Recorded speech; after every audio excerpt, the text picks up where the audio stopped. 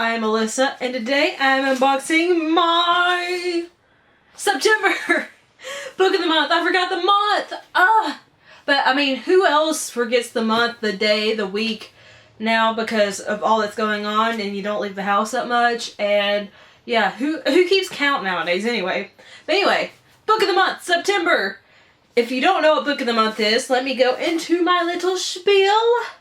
Book of the Month is an amazing subscription service for readers where you can get a brand new book every month for $14.99 a month. You get to select from 5 books. Each book is chosen by a different judge. They're usually all different genres. And if you don't like anything on offer, you can skip that month. Your subscription rolls over and you're not charged for that month, which is excellent. I've never skipped a month, so that tells you how much I love their selections. And if you want to add up to 2 additional books to your box, you can add them both for $9.99 a piece, which is also a great deal because at the bookstore, these books are going to cost at least double the price. So it saves you a lot of money. And if you're interested in trying Book of the Month, you can get your first book for $5 off using my link down below. And if you do use my link, I do get a free book, just a disclaimer, but it's cool. If you don't like it after the first month, you can cancel your subscription. But if you want to try it out, get $5 off. Link is down below. So let's open this bad boy, shall we? Where's the opening? Ah! Ba-bam! She open. I always forget the books are not wrapped in plastic now, so it always surprises me. The first book I chose for September was Anxious People by Frederick Bachman. I loved this author's, I think it was his first novel, but it's called A Man Called Ube. It was amazing, and when I saw this, I had to get it. And let me read you the synopsis. Looking at real estate isn't usually a life or death situation, but an apartment open house becomes just that when a failed bank robber bursts in and takes a group of strangers hostage. The captives include a recently retired couple who relentlessly hunt down fixer-uppers to avoid the painful truth that they can't fix up their own marriage. There's a wealthy banker who has been too busy making money to care about anyone else, and a young couple who are about to have their first child, but can't seem to agree on anything, from where they want to live to how they met in the first place.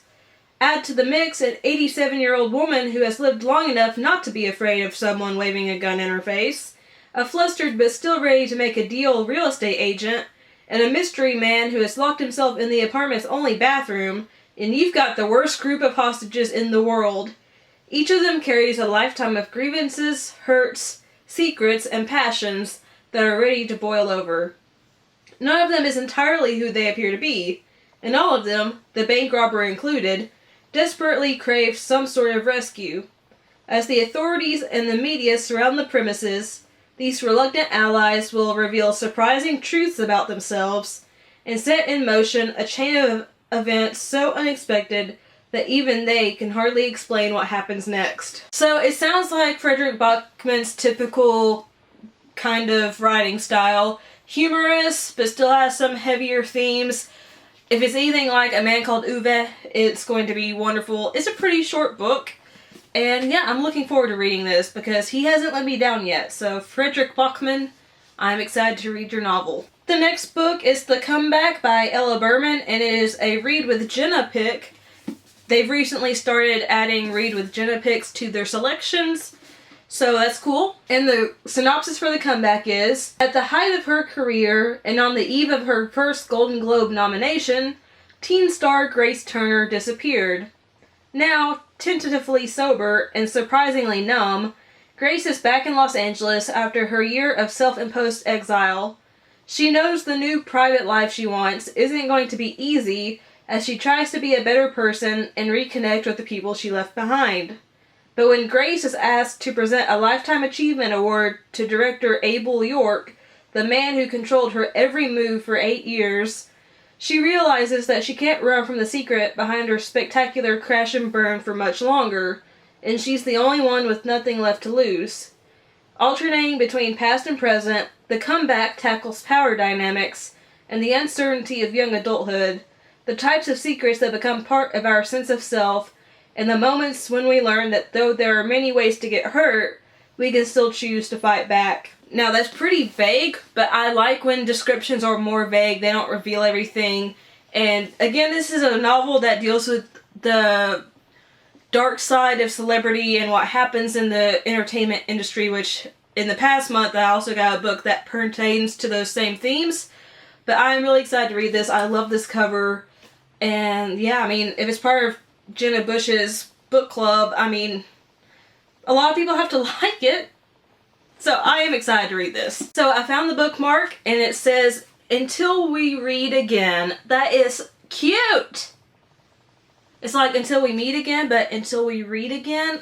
Adorable. And the last book I chose for September was One by One by Ruth Ware. This reads, "Getting snowed in at a luxurious rustic ski chalet high in the French Alps doesn't sound like the worst problem in the world.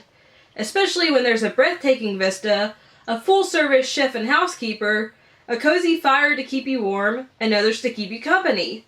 Unless that company happens to be 8 co-workers, each with something to gain, something to lose, and something to hide.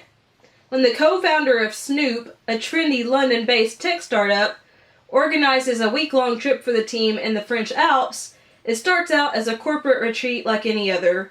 PowerPoint presentations and strategy sessions broken up by mandatory bonding on the slopes. But as soon as one shareholder appends the agenda by pushing a lucrative but contentious buyout offer, tensions simmer and loyalties are tested. The storm brewing inside the chalet is no match for the one brewing outside, however, and a devastating avalanche leaves the group cut off from all access to the outside world. Even worse, one snooper hadn't made it back from the slopes when the avalanche hit.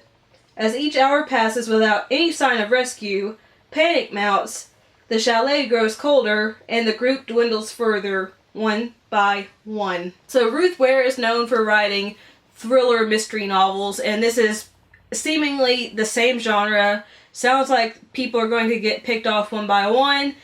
Sounds like And Then There Were None by Agatha Christie. I'm getting those kind of vibes, which that's one of my favorite books of all time.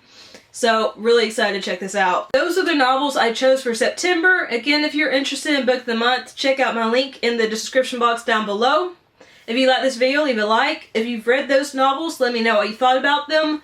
Or just let me know what you've been reading or watching or playing lately. I would love to know. If you like this video, share it so others can watch and join the Alycat family. Subscribe if you haven't already. And make sure to tap the notification bell so you'll always be alerted whenever I upload a new video. If you'd like to follow me on social media sites, those are linked in the description box as well below the video. I love you guys. Thank you so much for watching.